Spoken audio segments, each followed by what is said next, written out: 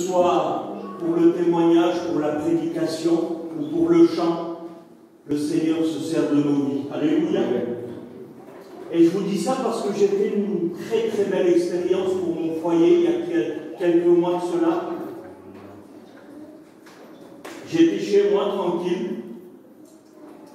et j'ai écouté une prédication qui a fait un déclic dans mon cœur.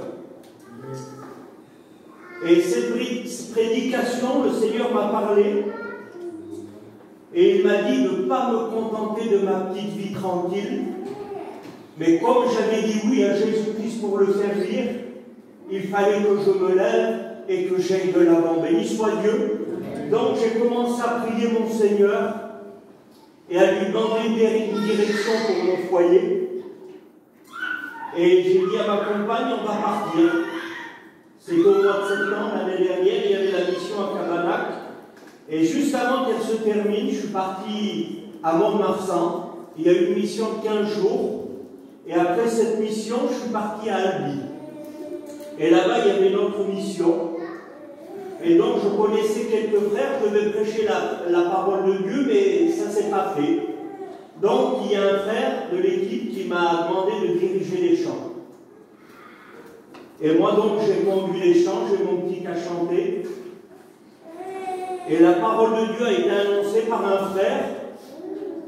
Et après, ils ont appelé les malades. Et donc, j'ai chanté un cantique.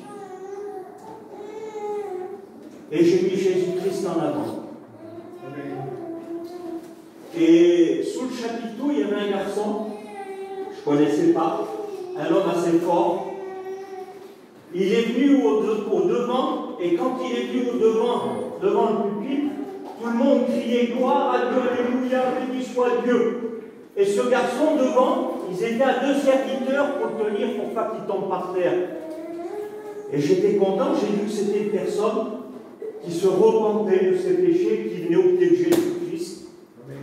Et donc ça s'est passé, et après la réunion, on m'a parlé un peu de ce garçon-là. Mais moi je ne savais pas. Et là, il y a quelques jours, il y a Quater qui m'a embauché avec lui pour faire les réunions sur les places désignées.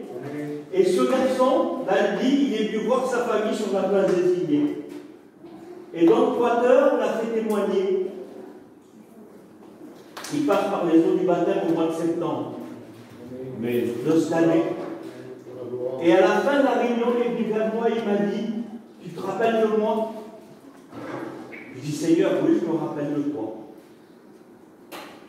Il me dit, quand tu as chanté le cantique, le Seigneur m'a pris sous les bras et il m'a amené devant le pupitre. Et j'ai été brisé. Je vous dis ça parce que le Seigneur est bon. Cet homme, dans son témoignage, il disait qu'il avait 80 personnes qui travaillaient pour lui. À Albi, c'était un garçon très très connu dans le monde. Mais Jésus-Christ, lui, il l'a terrassé. Béni soit Dieu. Il n'y a personne qui peut résister devant l'amour de Jésus-Christ, devant l'amour de la croix. Que son Saint-Nom soit béni. Connaissez-vous mon roi? La Bible déclare dans Apocalypse 19 qu'il est le roi des rois et le Seigneur des seigneurs. Deutéronome nous dit qu'il est le Dieu des dieux, le grand Dieu fort et terrible. Tous les rois de la terre se prosternent devant lui.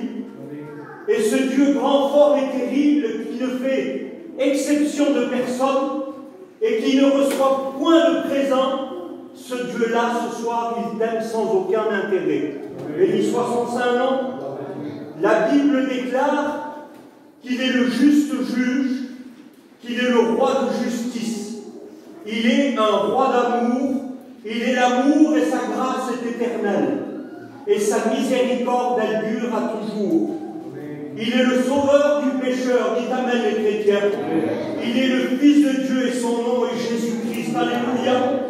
Et ce roi merveilleux a un jour posé ses pieds sur la terre et une question s'est posée dans le ciel, dans le livre d'Ésaïe au chapitre 6.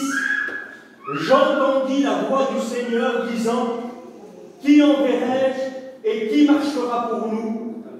Et Jésus répond, me voici, envoie-moi.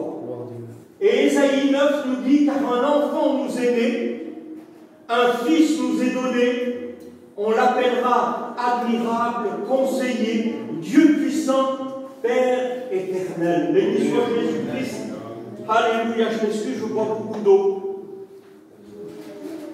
Mais je sais qu'avec le temps, ça va me passer certainement. Je bénis Dieu parce que ce roi merveilleux a un jour posé ses pieds sur la terre pour accomplir le plan merveilleux de la croix du calvaire. Alléluia.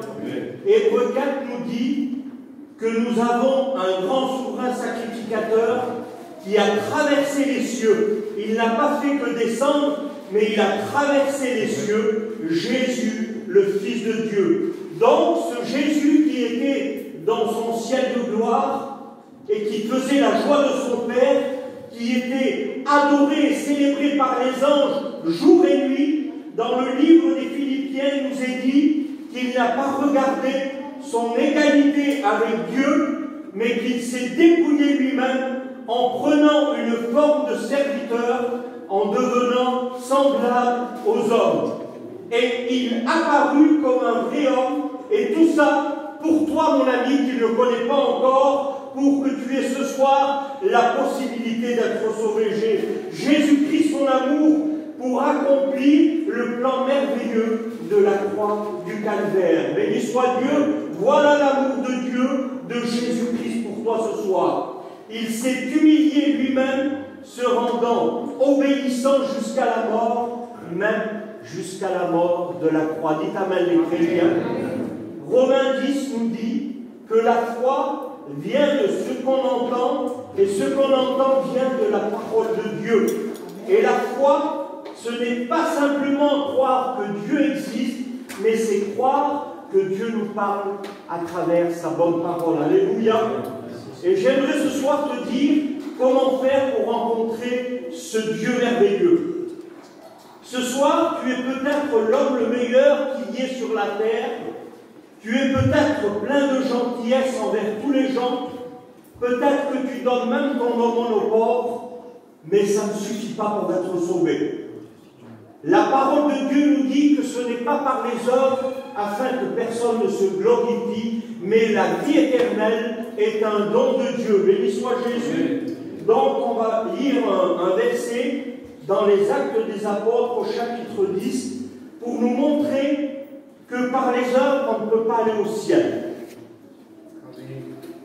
Acte 10, il y avait à Césarée un homme nommé Corneille, centenier dans la cohorte italienne. Cet homme était pieux et il craignait Dieu avec toute sa maison. Il faisait beaucoup d'aumônes au peuple et priait Dieu continuellement. Vers la 9e heure du jour, il vit clairement dans une vision un ange de Dieu qui entra chez lui et qui lui dit « Corneille !» Et les regards fixés sur lui et saisi d'effroi, il répondit « Qu'est-ce, Seigneur ?» Et l'ange lui dit « Tes prières et tes aumônes sont montées devant Dieu et il s'en est souvenu. » Béni soit Dieu. Donc, faire des aumônes, ça réjouit le cœur de Dieu. Béni soit Dieu. Et je vous encourage à le faire. Mais regardez ce qu'il est marqué un peu plus loin. Envoie maintenant des hommes à Joppé et fais venir Simon, surnommé Pierre. Et là, on voit au verset 12 ce qui se passe. Et c'est Pierre qui parle et qui dit « L'Esprit me dit de partir avec eux sans hésiter. Et les 6 hommes que voici m'accompagnèrent et nous entrâmes dans la maison de Corneille. Cet homme nous raconta comment il avait vu dans sa maison l'ange se présentant à lui et disant « Envoie quelqu'un à Joppé et fais venir Simon, surnommé Pierre, qui te dira des choses, faites attention à la lecture, qui te dira des choses par lesquelles tu seras sauvé, toi et toute ta maison. » Béni soit Dieu. Donc on va lire au verset 39 du chapitre 10. Regardez ce qui est marqué. Nous sommes témoins, c'est Pierre qui a dit ça, nous sommes témoins de tout ce qu'il a fait dans le pays des Juifs, en parlant de Jésus, à Jérusalem. Ils l'ont tué en le pendant au bois, et Dieu l'a ressuscité le troisième jour, et il a permis qu'il apparaisse. Alléluia. Non à tout le peuple, mais aux témoins choisis d'avance par Dieu. À nous qui avons mangé et bu avec lui, après qu'il fut ressuscité des morts, et Jésus nous a ordonné de prêcher au peuple et d'attester que c'est lui qui a été établi par Dieu, juge des vivants et des morts. Dites amen les chrétiens. Donc tous les prophètes rendent de lui le témoignage que quiconque croit en lui reçoit par son nom le pardon des péchés. Béni soit Dieu, la parole de Dieu nous dit qu'il n'y a pas d'autre nom qui ait été donné parmi les hommes par lequel nous puissions être sauvés que le nom précieux de Jésus-Christ. À lui soit toute la gloire. Béni soit Dieu. Donc, pour être sauvé, il faut passer par Jésus-Christ. Et dans l'évangile de Jean, au chapitre 5, j'aimerais vous lire vite fait une petite histoire qui nous parle d'un homme qui était malade depuis 38 ans.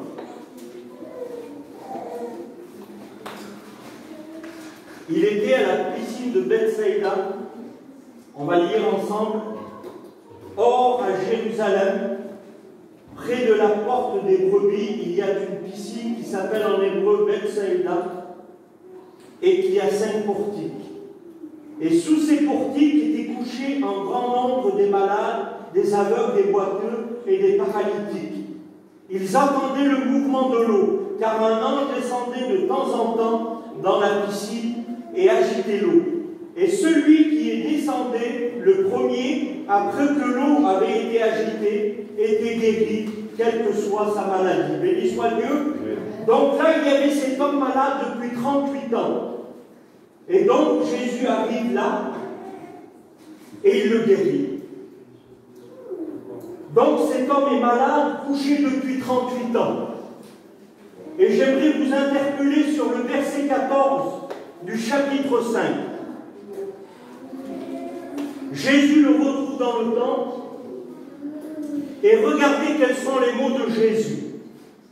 Jésus le trouva dans le temple et lui dit, « Voici, tu as été guéri, ne pêche plus, de peur qu'il ne t'arrive quelque chose de pire. » Alors j'ai réfléchi, j'ai dit, Seigneur, qu'est-ce qui pourrait arriver de pire à un homme que d'être malade pendant 38 ans? Et la parole de Dieu nous donne la réponse. C'est d'être séparé de Dieu pour l'éternité.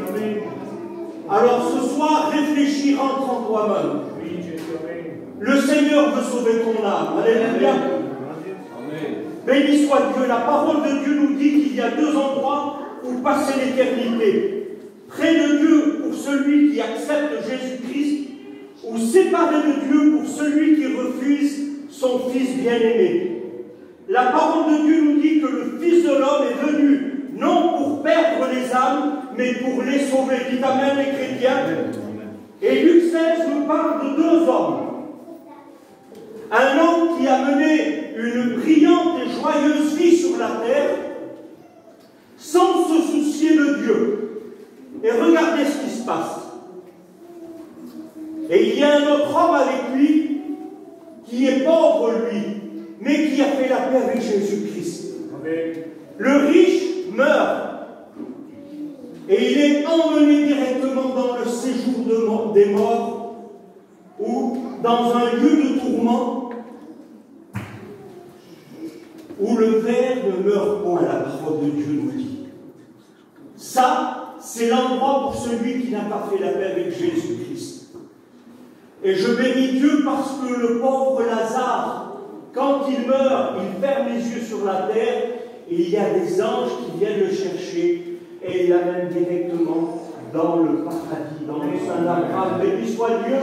Donc, cet homme-là, le pauvre Lazare, il n'a pas été sauvé parce qu'il était pauvre, mais tout simplement parce qu'il avait fait la paix avec Jésus-Christ. Alléluia. Béni soit son saint nom. Et j'aimerais vous lire un autre passage dans Matthieu 7,13. C'est important de lire la parole de Dieu. C'est elle qui nous conduit, alléluia. C'est elle qui nous dirige. Regardez ce qui est marqué dans Matthieu 7,13. Entrez par la porte étroite, car large est la porte, spacieux le chemin qui mène à la perdition, et il y en a beaucoup qui entrent par là. La parole de Dieu nous dit que le salaire du péché, c'est la mort. À force de vivre ta vie sans te soucier de Dieu, à la fin, il y a un salaire à payer. Une personne qui travaille à l'usine, elle perçoit tous les mois un salaire et c'est légitime. Et la personne qui vit sans se soucier de Dieu sur la terre, un jour, elle doit payer le prix, malheureusement. Et le prix à payer, c'est la séparation éternelle avec Jésus-Christ. Et j'ai donné un nom à ce chemin large et spacieux. Je l'ai appelé l'autoroute de la perdition. Pourquoi l'autoroute de la perdition? Parce que quand on prend une autoroute, avant de sortir de l'autoroute, il y a le péage. Et là, il faut payer le prix. Mais ce soir, le Seigneur te donne la possibilité de trouver cette petite sortie avant le péage. Vous la connaissez? Moi, j'en connais plein des sorties avant le péage. Quand je vais dans le Pays Basque, sur Bayonne, pour éviter les autoroutes de péage, je prends cette petite sortie. Et la parole de Dieu nous dit dans Jean chapitre 14, et c'est Jésus qui dit, « Je suis le chemin, la vérité et la vie, et nul ne vient au Père qu'en passant par moi. » Béni soit Dieu, donc Jésus-Christ est la porte par excellence qui mène au ciel. Alléluia. Regardez ce qu'il est dit au verset 14, « Mais étroite est la porte, resserrez le chemin qui mène à la vie, il y en a peu qui le trouvent. Mais nous qui l'avons rencontré, nous avons trouvé ce chemin et il s'appelle Jésus-Christ. Alléluia. Et ce soir, il te donne la possibilité de le rencontrer. Alléluia. Car Dieu a tant aimé le monde qu'il a donné son Fils unique afin que quiconque croise en lui ne périsse pas, mais qu'il ait la vie éternelle. Béni soit Dieu, que son saint nom soit béni. Donc, pour trouver ce chemin, il y a ta part à faire ce soir. Et ta part à faire, c'est la repentance. Alléluia. Il faut te repentir devant Dieu, te reconnaître pécheur devant Jésus-Christ. Et j'ai une petite histoire que j'ai marquée ici. C'est l'histoire du chasseur de tigres. Ça se passe aux Indes. Et aux Indes, il y a des bêtes féroces, des tigres, et il y a des chasseurs. Et ces chasseurs ont sur eux une clé. La clé d'un refuge qui a été construit en cas de danger. Et un jour, il y a un chasseur qui sort, il s'éloigne de la cabane et il aperçoit un tigre. Il tire le tigre, il manque, et aussitôt cette bête féroce, elle se met à lui courir après. Et lui, qu'est-ce qu'il fait dans son élan, dans la peur? Il jette son fusil et il se dirige directement vers la cabane. Et arrivé au seuil de la porte, il s'aperçoit d'une chose, il avait oublié la clé qui ouvrait la porte. Il est mort tout près de la cabane. Il aurait pu mourir à 1 kilomètre de la cabane. Mais là, l'histoire nous dit qu'il est mort au seuil de la porte. Tu n'es pas loin du royaume de Dieu, a pu dire Jésus à un scribe qui semblait se justifier d'une certaine connaissance de la parole de Dieu. Mais être pas loin du royaume de Dieu, ce n'est pas y entrer. Et combien de fois tu as assisté à des réunions semblables à celle-ci et tu n'as jamais pris de véritable décision. La décision qui mène au paradis dans le ciel de gloire, c'est d'accepter Jésus-Christ comme ton sauveur et comme ton maître. Et ce soir, le Seigneur, il te tend la main. Béni soit Dieu. Ce soir, la parole te dit qu'il est vivant. Alléluia. Et j'aimerais que tu réalises la parole de Dieu ce soir. Et s'il y a la repentance dans ton cœur, alors Jésus va faire quelque chose de merveilleux. La parole de Dieu nous dit dans le livre d'Ézéchiel qu'il va enlever ton cœur de pierre et il va mettre à la place un cœur de chair, béni soit Dieu, et un esprit nouveau. Alléluia. Comme il a changé l'eau en vin aux noces de Cana, il veut ce soir changer ta nature. Béni soit Dieu. Il veut que ta nature soit céleste. Alléluia. Béni soit Dieu. Et ça s'appelle la nouvelle naissance. Et j'ai encore une petite histoire sur ce miracle merveilleux de la nouvelle naissance. Il y a un insecte sur la terre, c'est une chenille. Vous avez peut-être écouté déjà cette histoire. Et la chenille, elle est terrestre. Elle vit sur la terre. Et c'est pas beau. C'est, comment on dit en français? Fouille. Moi je dis en mouche. C'est. Hein? Voilà, c'est répugnant. Voilà le mot. Une chenille. Elle est terrestre. Mais il se passe quelque chose de terrible avec cet insecte. Soyez attentifs à ce que je vous dis là. Un jour, elle forme un cocon. Et dans le cocon, il y a une transformation qui se fait. Elle devient chrysalide. Elle devient chrysalide et elle se transforme. Et une fois que la transformation est faite, ça devient quoi? Un papillon. Et elle n'est plus terrestre, elle n'est plus répugnante, mais elle devient céleste. Et ça, c'est la nouvelle naissance. La personne qui vit sans Jésus-Christ sur la terre, elle est terrestre et charnelle. Elle vit pour son propre plaisir. Elle ne pense pas à Dieu, elle ne passe à rien d'autre. Mais quand il y a la repentance, il se fait le miracle de Dieu. Et là, quand Jésus-Christ intervient, il change ta nature terrestre en nature céleste. Béni soit Dieu. Et ça s'appelle la nouvelle naissance. Alléluia. Oui, Jésus-Christ a payé le prix pour toi sur la croix du Calvaire. Colossiens 2,14 nous dit, il a pris l'acte dont les ordonnances nous condamnaient et qui subsistaient contre nous, il les a détruits en les clouant à la croix du Calvaire. Dites amen les chrétiens. L'acte des ordonnances qui nous condamnaient, c'était la loi. La loi, elle est bonne parce que de la loi vient la connaissance du péché. Mais la loi, elle nous condamnait. Parce que quel homme pourrait dire qu'il n'a jamais dit un mensonge de sa vie, ou quelle femme pourrait dire qu'elle n'a jamais dit un mensonge de sa vie? Et dans la loi, il est dit tu ne mentiras point. Donc si la loi nous condamnait, Jésus-Christ, la grâce de Dieu, lui, ce soir, il veut te pardonner. Béni soit Dieu. C'est pour ça qu'il a pris l'acte qui nous condamnait et qui subsistait contre nous, et il l'a détruit en le clouant sur la croix du Calvaire. Béni soit Jésus-Christ. Je termine dans pas longtemps. 1 Pierre 2,22, j'aimerais aller jusqu'au bout de mon message. Lui qui n'a point commis de péché, et dans la bouche duquel il ne s'est point trouvé de fraude, il a porté lui-même nos péchés en son corps sur le bois, afin que, morts au péché, nous vivions pour la justice. Alléluia.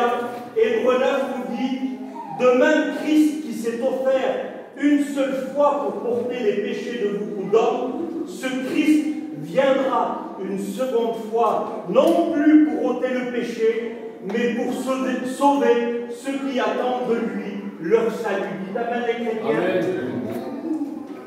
Les promesses de la parole de Dieu pour nous qui l'avons acceptée, à un signal donné, à la voix d'un archange, les morts en Christ ressusciteront, et nous les vivants, nous partirons à sa rencontre dans les airs. Béni soit Dieu.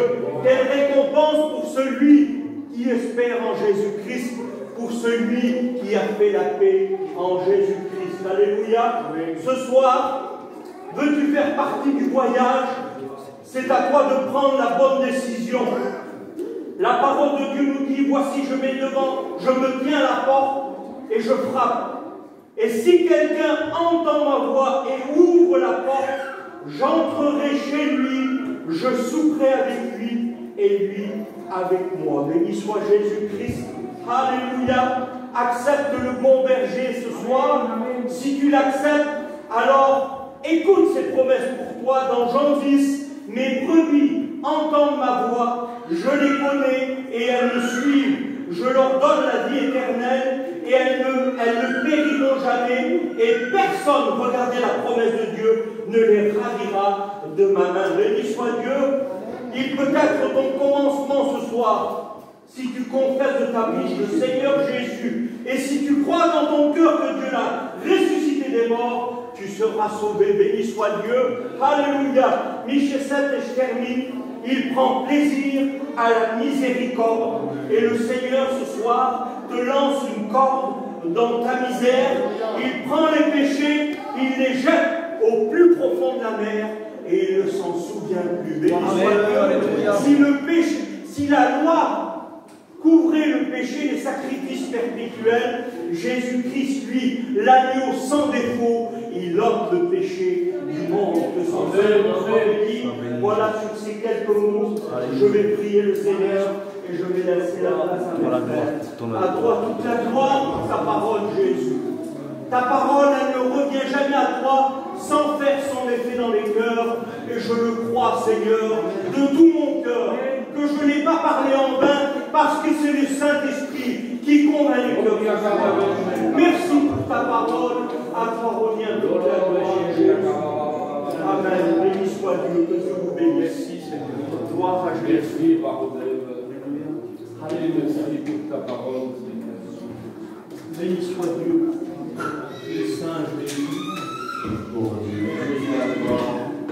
Que Dieu soit béni.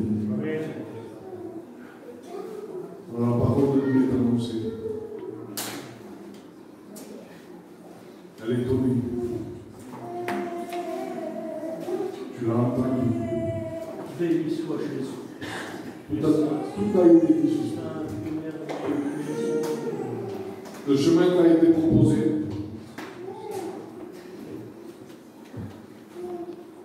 La vérité t'a été